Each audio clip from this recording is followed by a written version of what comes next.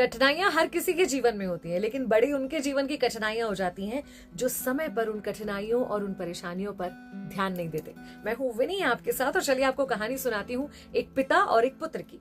Sunday का दिन था। पिता ने पुत्र से कहा कि चलो रेस लगा कर आते हैं। उस पहाड़ पर ऊपर तक देखते हैं कौन सबसे पहले जाता है। अब बच्चा जो कुछ 15-16 साल का था, अपनी नई उम्र में प्रवेश कर रहा था, जीवन में बहुत कुछ सीखने वाला था, बहुत एक्साइटमेंट में दौड़ना शुरू करता है।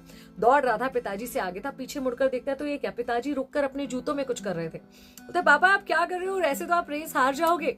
तो पापा ने कहा बेटा मेरे जूते में कुछ कंकड़ आ गए, उनको निकाल रहा हूँ। तो बोलता अरे ये सब मत करो, अगर यही करते रहे तो आप तो मुझसे बहुत पीछे रह जाओगे। ये कहकर वो दौड़ता है। दौड़ते दौड़ते पिताजी देखते हैं कि उसकी चाल थोड़ी लड़खड़ा रही है। पापा ने आवाज दी क्या हुआ?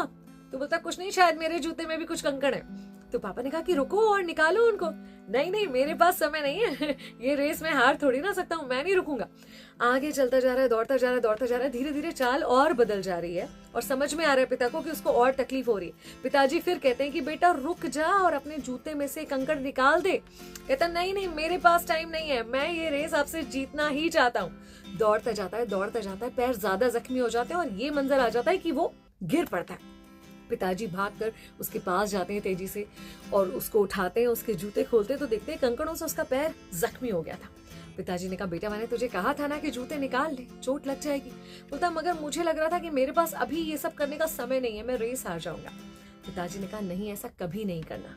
ये हम सब के लिए एक लेसन, एक सीख है कि लाइफ में जब भी परेशानी आती है, हम कई बार अपनी परेशानियों को, जब वो छोटे रूप में होती है, उन्हें ये कह के नजरअंदाज कर देते हैं कि इन परेशानियों की तरफ देखने का, इन पर ध्यान देने का अभी वक्त नहीं है हमारे पास।